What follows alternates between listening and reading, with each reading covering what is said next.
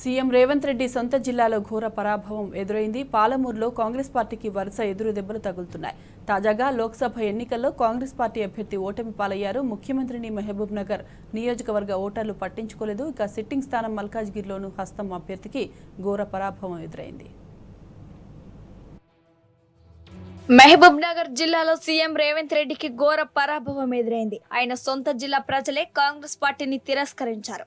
వరుస ఎన్నికల్లో కాంగ్రెస్ ను ఓడించి పాలమూరు ప్రజలు దెబ్బ మీద దెబ్బ కొట్టారు. స్థానిక సంస్థల ఎమ్మెల్సీ ఉప ఎన్నికల్లో ఓటమి మరవక ముందే ఇప్పుడు లోక్సభ ఎన్నికల్లోనూ కాంగ్రెస్ కు ఓటమి తప్పలేదు. మహబూబ్ నగర్ ఎంపీ స్థానంలో ఆ పార్టీ అభ్యర్థిగా పోటీ చేసిన వంశీచంద్ర రెడ్డి బీజేపీ అభ్యర్థి డీకే అరుణ చేతిలో 4500 ఓట్ల తేడాతో ఓటమి పాలయ్యారు. దీంతో తన సొంత జిల్లాలలోనే పార్టీని ముఖ్యమంత్రి గెలిపించుకోలేకపోయారనే విమర్శలు వెల్లువెత్తుతున్నాయి.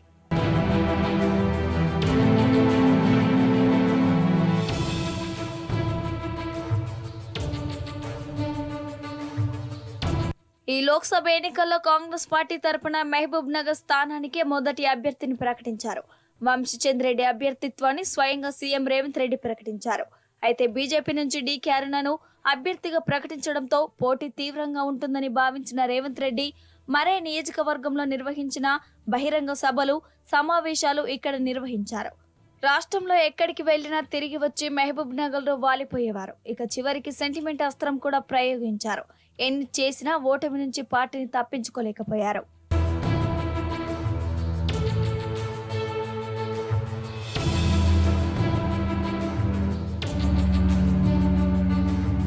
సీఎం రేవంత్ రెడ్డి తన సిట్టింగ్ ఎంపీ స్థానం మల్కాజ్గిరిలో కూడా పార్టీని గెలిపించుకోలేకపోయారు. 2019లో జరిగిన లోక్సభ ఎన్నికల్లో రేవంత్ రెడ్డి మల్కాజ్గిరి స్థానం నుంచి గెలుపొందారు.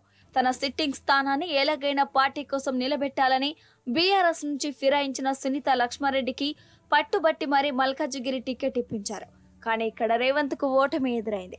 మహబూబ్ నగర్, మల్కాజ్గిరి 2 స్థానాల్లోనూ బీజేపీ చేతిలోనే రేవంత్ కు ఓటమి ఎదురవటం విశేషం. సీఎం తన సొంత జిల్లాలో కాంగ్రెస్ వరుస ఓటములపై పార్టీలో జోరుగా చర్చ జరుగుతుంది. స్థానిక ఎమ్మెల్సీ ఎన్నికల్లో 200 ఓట్ల మెజారిటీతో గెలవబోతున్నామని రేవంత్ రెడ్డి మొదట్లో చెప్పారు. కానీ 109 ఓట్ల మెజారిటీతో బీఆర్ఎస్ అభ్యర్థి ఘన విజయం సాధించారు. ఇప్పుడు మహబూబ్ నగర్ ఎంపీ స్థానాల్లోనూ అక్కడి ప్రజలు కాంగ్రెస్ ను పట్టించుకోలేదు. దీనిపై పార్టీలో పలు పుక్కలు చెక్కలు కొడుతున్నాయి. పాలమూరు ప్రజలు సీఎం గా రేవంత్ రెడ్డిని అంగీకరించడం లేదన్న సందేహాలు వ్యక్తమవుతున్నట్లు తెలిపింది. ఈ ఓటములపై సీఎం రేవంత్ రెడ్డి ఏ విధంగా స్పందిస్తారనేది ఆసక్తిగా మారింది.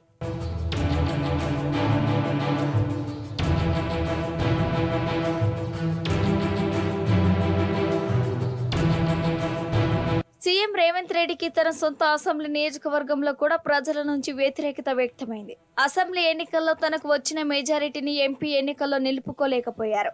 అసెంబ్లీ ఎన్నికల్లో కొడంగల్ నుంచి పోటీ చేసిన రేవంత్ కు 32,532 ఓట్ల మెజారిటీ వచ్చింది. దీంతో ఎంపీ ఎన్నికల్లో 50,000 ఓట్ల మెజారిటీ అందించాలని ప్రజలను కోరారు. కానీ కొడంగల్లో కాంగ్రెస్ కు కేవలం 21,854 మెజారిటీ మాత్రమే వచ్చింది. దాదాపు 10,000 ఓట్లకు పైగా మెజారిటీ తగ్గిపోగా డీకే అరుణ కేవలం 4,500 మెజారిటీతో గెలుపొందారు.